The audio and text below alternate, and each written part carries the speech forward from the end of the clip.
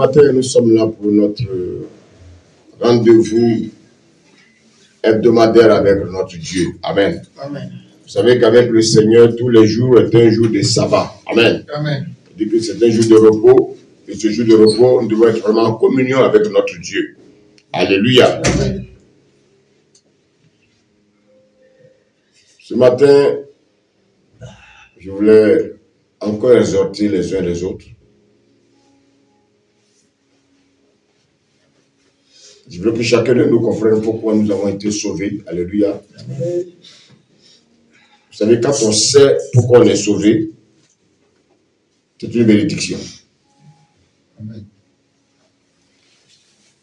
Les gens pensent que quand on parle de la bénédiction, c'est avoir le maximum d'argent. Regardez, tous ceux qui ont l'argent, ils se préparent à détruire le monde.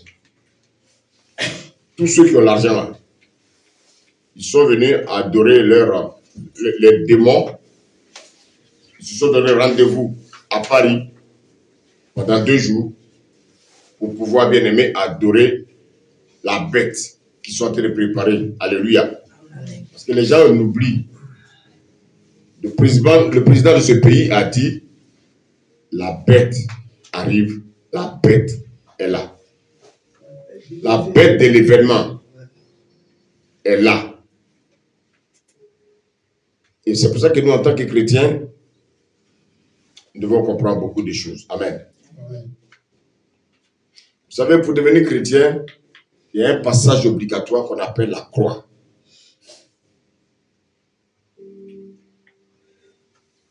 Allô? Amen. Et cette croix, les gens ne veulent pas passer par la croix. Parce que quand on passe par la croix, on doit laisser des séquelles. Comme Isaïe a laissé des séquelles quand il a demandé au Seigneur de le bénir. Amen. Amen. Dieu l'a emboîté. Alléluia. Amen. Quand on passe par la croix, on doit savoir ce qu'on appelle le brisement. Vous savez, quelqu'un qui n'est pas brisé, il ne peut pas dire qu'il est chrétien. Il ne peut pas dire, j'aime pas trop ce mot chrétien. Il ne peut pas dire qu'il est disciple de Christ. Vous savez, ce sont les païens. Hein? Ce sont les païens qui ont vu un peu le comportement des enfants de Dieu. Et ils ont dit, certainement cet homme-là, certainement ces hommes-là sont des chrétiens. Ça veut dire quoi? Des petits Christ. Amen. Et on a remarqué que dans ce monde, aujourd'hui, malheureusement dans l'église, les gens utilisent beaucoup ce qu'on appelle la pensée positive, la philosophie, l'estime de soi. Ça, ce sont des choses diaboliques. Alléluia. On dit aux gens qui sont des champions. Oui, dans les églises, on dit, nous sommes des champions, nous sommes des champions. C'est-à-dire qu'on devient champion avant même le plus grand champion. Alléluia. Amen. Et finalement, le message de la croix n'est plus prêché. Et ce sont des fantaisies que les gens entendent dans les églises. Nous allons prier. Au fur et à mesure, je vais donner des sujets pour qu'on prie. Amen. Amen. Et je voulais qu'on prenne vraiment conscience que un chrétien, il doit s'attendre réellement à des épreuves. Vous savez, si vous n'êtes pas éprouvé, posez-vous des questions, savoir est-ce que vraiment Dieu vous connaît. Dieu éprouve tous ses enfants. Est-ce que je peux parler à quelqu'un ce matin? Amen. Dans les épreuves, Dieu cherche à toucher ce qu'on appelle notre amour propre. Et quand on parle de l'amour propre de l'homme, c'est quoi? En fait, quelqu'un peut me dire ce qu'on appelle l'amour propre? Merci. Quand on parle de l'amour propre, c'est l'orgueil, la chair. Et la dernière fois, si vous vous rappelez, nous avons parlé de l'orgueil. Mais en fait, Dieu, ce n'est pas Dieu qui va travailler l'orgueil dans notre vie. Non, non, non. C'est à nous-mêmes de dire à l'orgueil de s'enfuir loin de nous. Est-ce que je me fais comprendre ce matin? Je vous l'ai dit qu'en tout homme, il y a un degré d'orgueil. Et c'est à chacun de nous de travailler afin que l'orgueil s'enfuit. Il y a des gens qui veulent être chrétiens, mais ils veulent une vie chrétienne sans embrouille.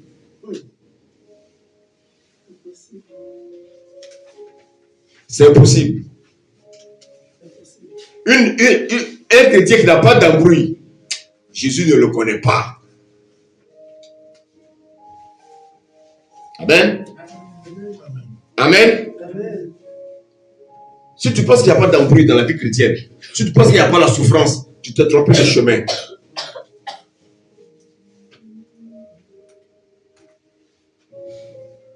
C'est qu'on me suit ce matin. Amen. Si tu viens à l'église pour trouver un pasteur gentil, un pasteur qui est gentil, ça n'existe pas. Parce que le mot gentil ne fait pas partie du fruit de l'esprit. Tu cherches un pasteur qui est gentil, qui va venir te caresser, qui va venir te donner des bonnes paroles. Non, ça n'existe pas. On ne vient pas à l'église pour être dorloté. Non. Un pasteur qui va venir, vous chanter vos louanges, et puis à la fin, qu'est-ce qu'il va faire? Il va vous donner des cadeaux, il va vous distribuer des cadeaux. Je ne sais pas si ça existe. Parce que je n'ai pas vu Jésus distribuer des cadeaux à ses disciples. Jésus est venu leur donner une parole. Il est venu leur confier une mission. Et dans cette mission, il y avait la mort. Mais nous, on ne veut pas mourir en fait. C'est ça notre problème.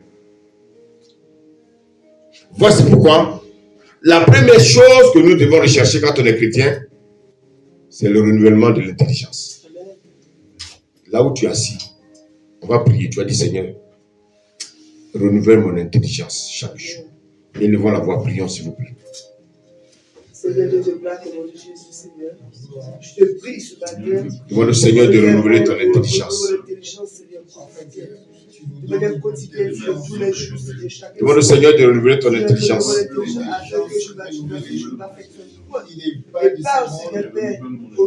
Prions s'il vous plaît, prions s'il vous plaît. Que les choses de la terre de la Renouvelle mon intelligence ce matin. Seigneur, afin que tout ce qui est superflu dans ma vie, c'est loin de moi que je m'écarte, je me loin de tout ce qui est de ma vie. Renouvelle. Seigneur, renouvelle mon intelligence pour que je me loin de l'orgueil que moi-même, Seigneur, je prends la réflexion. De réponse, je fais partie qui n'est pas d'espoir de Dieu, mais qui est une souffrance de la chair de Jésus. De l'éloigner de moi, Seigneur, je reconnais comme Dieu, pour que je sache je reconnais comme Dieu, comme moi, comme Seigneur et Sauveur. Abraham, L'intelligence qui t'obéit, qui je veux que te soumet à toi, l'intelligence qui perd ses mains à ta disposition.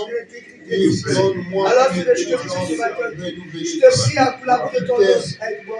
Aide-moi, Seigneur, et renouvelle mon intelligence, Seigneur, renouvelle la force. Renouvelle mon esprit de disposition, qui n'est pas basé sur renouvelle mon esprit de le rudiment de ces siècles et de ces mondes, afin que je sois qui est sûr, basé sur afin que je sois instrument, que je sois coupable. Alléluia. Sois béni. Alléluia. Amen. Au nom de Jésus.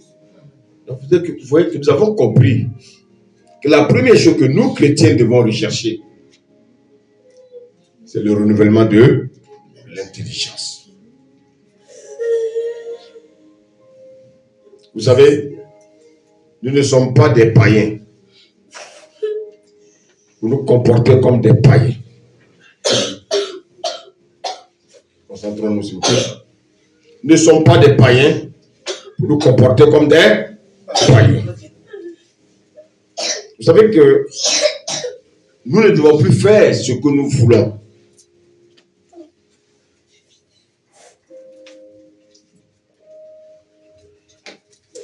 Vous savez quelle est la différence entre le païen et le disciple de Christ? Le païen, son père, c'est le diable. Le disciple de Christ, son père, c'est qui? C'est Jésus. Jésus qui est Dieu. Beaucoup ne veulent pas, mais c'est la vérité. Vous savez, quand Jésus est venu, avec le comportement des pharisiens, les pharisiens vont dire à Jésus, écoute, nous on ne te connaît pas, on n'a pas affaire à toi, nous avons pour père Abraham. Et Jésus va leur dire, vous êtes sûr que vous avez pour père Abraham? Mais si vous réellement, vous êtes les enfants d'Abraham, faites les choses comme, faites les œuvres d'Abraham.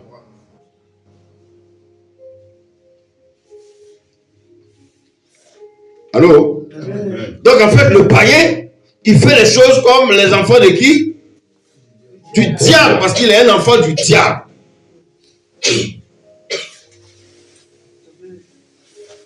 Alléluia. Amen. Les païens, ils peuvent faire ce qu'ils veulent. Ils peuvent même marcher nus. Ils peuvent fumer la drogue. Ils peuvent boire. Ils peuvent avoir plusieurs copines. Parce que il ressemble à son père, le diable. Il peut critiquer. Il peut calomnier. Il peut créer la division. Parce qu'il est enfant du diable. Les païens. Quand un païen crée la division, on ne doit pas être surpris. Amen. Amen. Parce que lui, il est libre de faire ce qu'il veut. Mais nous, en tant qu'enfants de Dieu, on n'est pas libre de faire ce qu'on veut. Mais nous faisons ce que le Seigneur nous demande de faire. Et tout ce que le Seigneur nous demande de faire est mentionné dans les Écritures, dans sa parole. Alléluia.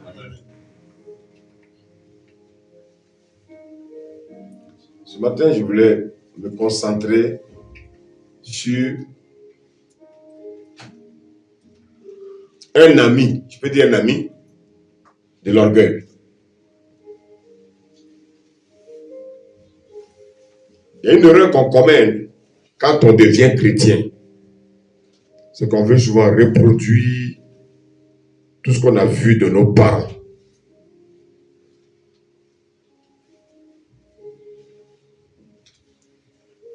Il y a des couples, il y a des familles où les parents passaient leur temps à se bagarrer.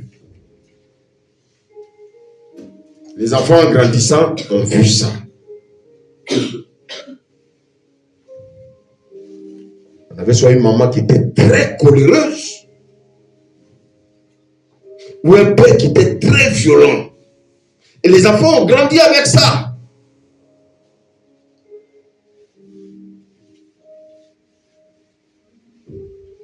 Et quand les enfants grandissent, ils veulent transposer ça dans leur couple, dans leur foyer. Parce que maman était coléreuse, quand la fille grandit, quand elle se marie, elle veut transposer ça dans son couple. Dis à ton voisin non. Non. C'est pour ça que je disais que tout à l'heure que nous, en tant qu'enfants de Dieu, nous ne devons pas faire ce que nous voulons.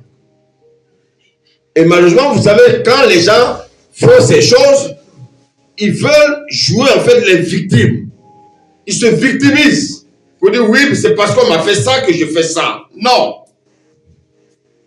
On veut simplement reproduire ce que nous avons vu dans le passé.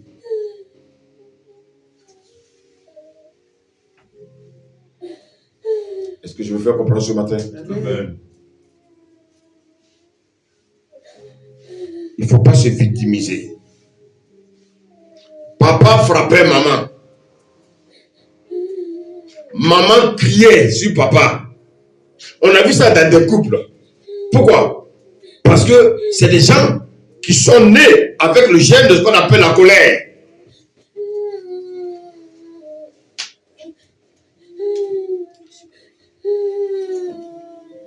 Ils veulent reproduire ça quand ils grandissent.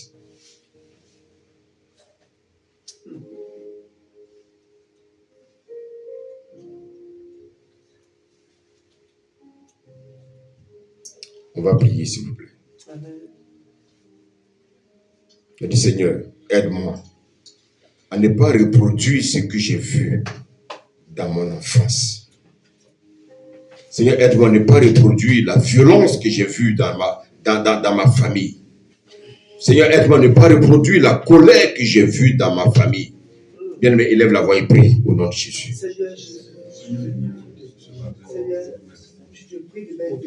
Oui, Seigneur. Nous avons vu notre père frapper notre mère. Nous avons vu notre mère être très coléreuse. Seigneur, nous refusons de reproduire ça. Nous refusons de reproduire ça dans notre vie. Je reproduis. Je refuse de reproduire ces choses. Je refuse de reproduire ces choses. Je refuse. Oui, je refuse. Je refuse. Je refuse. Je refuse de reproduire ces choses. Je refuse de reproduire ça. Oui, Seigneur. Tout ce qui est violence, je refuse de reproduire ça dans mon couple. Je refuse de reproduire ça dans mon foyer. Je refuse de reproduire ça dans ma maison.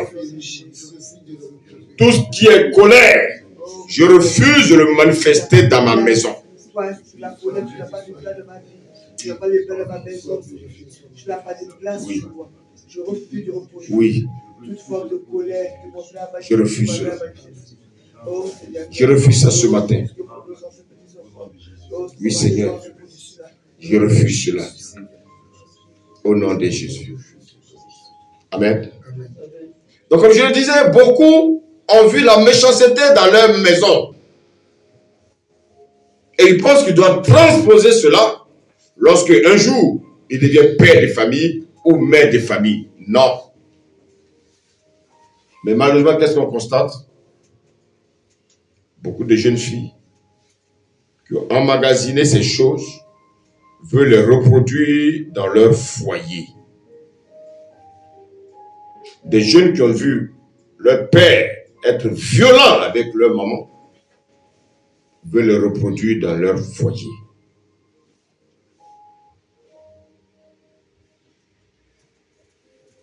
Ne sont pas nés pour manifester le caractère de nos parents. Parce que quand Christ est venu, il nous a libérés, il nous a délivrés des vaines manières héritées de nos parents.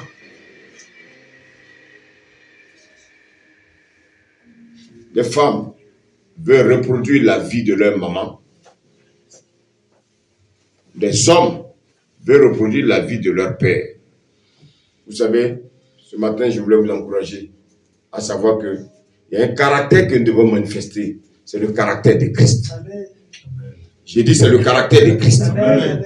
Je dis c'est le caractère de Christ. Amen. Je dis c'est le caractère de Christ. Amen. Dans les familles, la colère est beaucoup manifestée.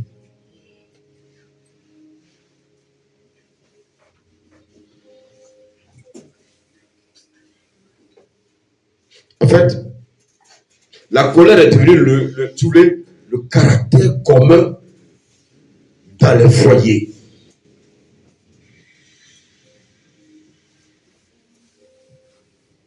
Monsieur est coléreux, madame est coléreuse. Comment vous pouvez construire un couple où vous deux vous êtes coléreux?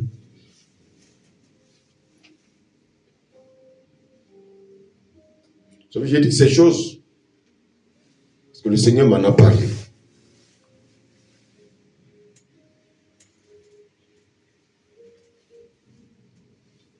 La colère, non seulement elle est manifestée dans les maisons, dans les familles, dans le couple, mais en plus, elle est transportée souvent même dans le lieu de travail. Elle est transportée dans les lieux scolaires. Elle est transportée dans les magasins. Elle est même transportée malheureusement à l'église.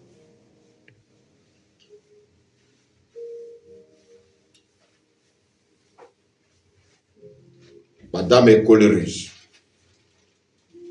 Papa est coléreux. Vous savez, dans une maison païenne, on peut comprendre ça. Mais une maison chrétienne, la maison des chrétiens doit être une maison très douce. Dis Amen. Amen. Vous savez, quand nous voyons les gens, nous ne voyons que des carapaces. On voit quelqu'un qui est calme, on ne voit que la carapace. Mais en fait, à l'intérieur de cette carapace, à l'intérieur des gens calmes que nous voyons, il y a une colère qui est cachée quelque part. En fait, l'homme coléreux est caché à l'intérieur de cette carapace que nos yeux voient. En fait, ça dit que nos corps hébergent l'homme coléreux.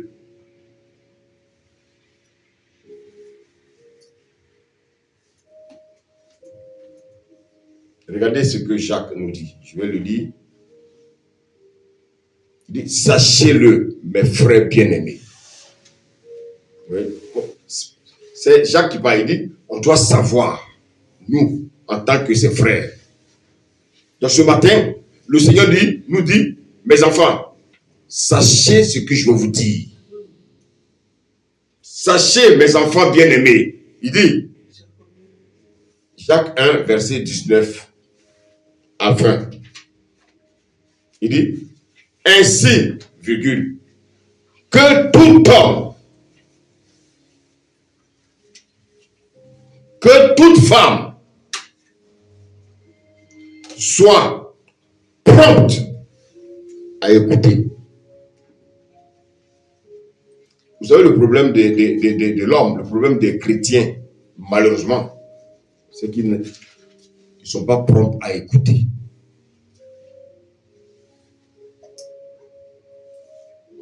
Quand on vient te dire quelque chose, écoute promptement. Et le Seigneur dit, après avoir écouté promptement, il dit d'être lent à se mettre en colère.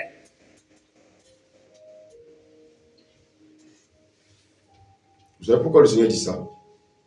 Souvent, on veut se victimiser. Souvent, on veut se donner la raison. Vous savez, c'est pourquoi? C'est de l'orgueil. Chaque fois que tu penses que dans une situation, tu as raison, tu es un orgueilleux. Parce que le Seigneur dit que nous ne sommes plus comme des païens. Nous ne devons plus marcher comme les païens. Nous devons marcher comme les véritables enfants de Dieu. Un enfant de Dieu, c'est un disciple de Dieu, de Christ. Alléluia. Amen. Nous devons marcher comme Christ. Allez voir dans des couples. Les gens se déchirent. Les coups se déchirent. Les coups se déchirent. Et ça, malheureusement, devant les enfants. Les couples se déchirent. Le Seigneur dit d'être prompt à écouter, lent à se mettre. Hein? En quoi? En colère. Pourquoi le Seigneur nous dit ça? Il dit car la colère qui est en toi, la colère qui est en moi, n'accomplit pas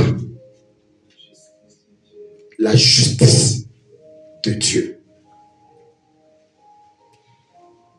Vous savez, c'est pas parce que une situation, je pense que j'ai raison, que je me fais moi-même justice. C'est pas parce que quelqu'un m'a fait le mal que je vais manifester la colère. Le Seigneur dit, c'est certes, la personne t'a fait du mal, mais c'est pas parce que tu as manifesté la colère que tu vas te justifier. Non. Allô? Amen. Les gens manifestent la colère, croyant que la colère va les justifier. La colère n'est pas là pour nous justifier. La colère ne crée que des problèmes dans notre vie.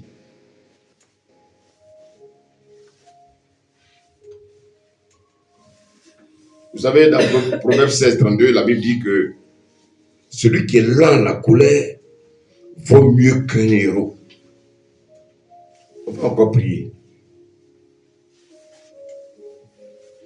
Tu vas prier, tu vas dire, Seigneur, donne-moi la force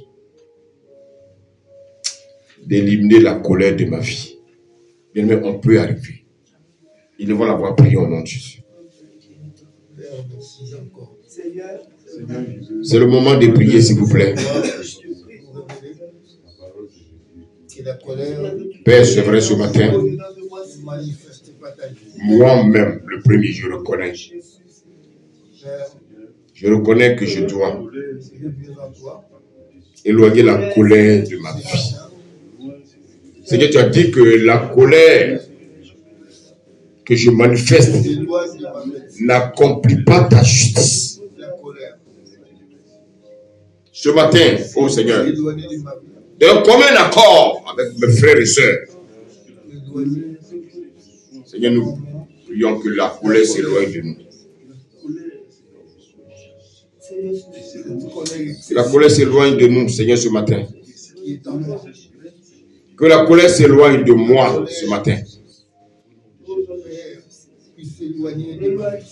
Que la colère de mon cœur n'accomplit pas ta justice. De mon cœur soit éloigné de la colère. Que mon cœur s'éloigne de la colère ce matin. Que mon cœur s'éloigne de la colère.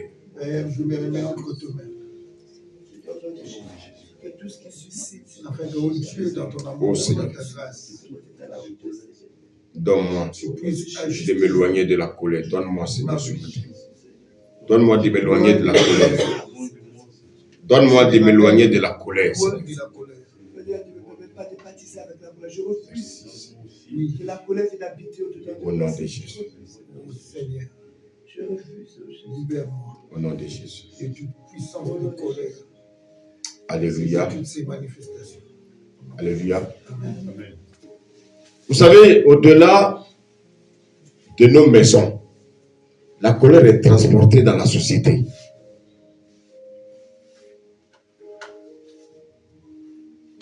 Malheureusement, dans le milieu chrétien. Vous savez pourquoi? Parce que la colère prend sa source dans les foyers. Et la colère dans le foyer, on le transpose également dans les églises. Et comme je l'ai dit tout à l'heure, nous ne sommes plus les païens pour faire les choses comme les païens. Et comme je l'ai dit tout à l'heure, les hommes ont tendance à se justifier. Ils veulent justifier leur colère au lieu d'assumer leurs responsabilités.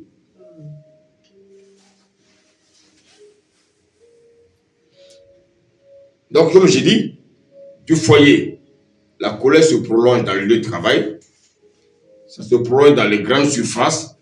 Comment quelqu'un peut aller dans une grande surface et puis manifester la colère?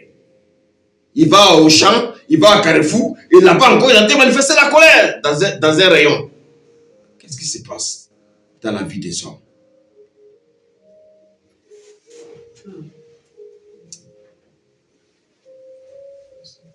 Alors, est-ce que vous savez qu'on peut vaincre la colère? Amen. Je n'ai pas bien entendu. Est-ce que vous savez qu'on peut vaincre la colère? Amen. Est-ce que vous savez que ce n'est pas Dieu qui va faire ça pour nous? Vous savez, il y a des choses que le Saint-Esprit va faire, va nous aider à faire. Alléluia. Il y a des choses que nous-mêmes, nous devons prendre une décision. Merci, homme de Dieu. Vous savez, les chrétiens, ils ont cette pensée de dire que Dieu va tout faire pour eux. Allô? Amen. Mais je vais vous dire que Dieu a déjà tout fait à la croix. Amen. Voici comment malheureusement dans les églises, au lieu de prêcher la croix, les gens ne prêchent pas la croix. Tu seras béni, tu seras riche comme Abraham, oui, je vois ton avenir sera prospère. Frère, ça c'est plus des messages qu'on doit prêcher dans les églises. Ça c'est de la manipulation. C'est de la manipulation.